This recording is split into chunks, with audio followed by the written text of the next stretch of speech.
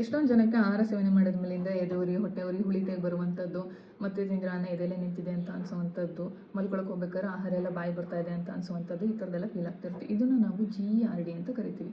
ಅಂತ ಅಂದರೆ ಗ್ಯಾಸ್ಟ್ರೋಇಸೋಫೇಜಿಯಲ್ reflex disease ಅಂತ. ಈ ಕಂಡೀಷನಲ್ಲಿ ಏನಾಗುತ್ತೆ ಅಂದರೆ ನೀವು ತಿಂದಿರುವಂಥ ಆಹಾರ ಆ ಜಠರದಲ್ಲಿ ಉಳಿದ ಮೇಲೆ ಬರುತ್ತೆ. ಆಹಾರದ ಜೊತೆಗೆ ಆ್ಯಸಿಡ್ ಸಹ ಮೇಲೆ ಬರೋದ್ರಿಂದ ಇನ್ನರ್ ಗ್ಯಾಸ್ಟ್ರಿಕ್ ಲೈನಿಂಗ್ನ ಇದು ಡ್ಯಾಮೇಜ್ ಮಾಡುತ್ತೆ. ಹಾಗಾಗಿನೇ ನಿಮಗೆ ಡಿಸ್ಕಂಫರ್ಟ್ ಶುರುವಾಗುವಂಥದ್ದು. ಸೊ ಇದಕ್ಕೆ ಪರಿಹಾರಗಳೇನು? ಮೊದಲನೇದಾಗಿ ಕಾಫಿ, ಟೀ, ಚಾಕ್ಲೇಟ್ಸ್, ಕರೆದಿರುವಂಥ ಆಹಾರ, ಅತಿ ಖಾರ ಪದಾರ್ಥಗಳನ್ನ ಅವಾಯ್ಡ್ ಮಾಡಬೇಕು. ಎರಡನೇದಾಗಿ ನೀವು 4ರಿಂದ 5 ಟೈಮ್ ತಿಂದರೂ ಪರವಾಗಿಲ್ಲ, ಕಡಿಮೆ ಊಟ ಮಾಡಬೇಕು. ಹೊಟ್ಟೆ ಮುಕ್ಕಾಲು ಭಾಗ ತುಂಬಷ್ಟು ಮಾತ್ರ ಊಟ ಮಾಡಬೇಕು. ಮೂರನೇದಾಗಿ ನೀವು ಊಟ ಮಾಡಿ ಕನಿಷ್ಠ 2.5ರಿಂದ 3 ಗಂಟೆ ಆದಮೇಲಿಂದ ಮಾತ್ರ ನೀವು ಮಲ್ಕೊಳಕ್ಕೆ ಹೋಗಬೇಕು. ಮತ್ತು ನಾಲ್ಕನೇದಾಗಿ ದಿನಕ್ಕೆ 30 ನಿಮಿಷ ಎಕ್ಸಸೈಸು, 10 ನಿಮಿಷ ಧ್ಯಾನ ಮಾಡೋದು ತುಂಬಾ ಇಂಪಾರ್ಟೆಂಟು. ಐದನೇದಾಗಿ ಮಲ್ಕೋಬೇಕಾದ್ರೆ ನಿಮ್ಮ ತಲೆಯ ಭಾಗ ಅಟ್ಲೀಸ್ಟ್ 6 ಇಂಚುಗಳಷ್ಟು ಎತ್ತರ ಮಾಡ್ಕೊಂಡು ಮಲ್ಕೋಬೇಕು.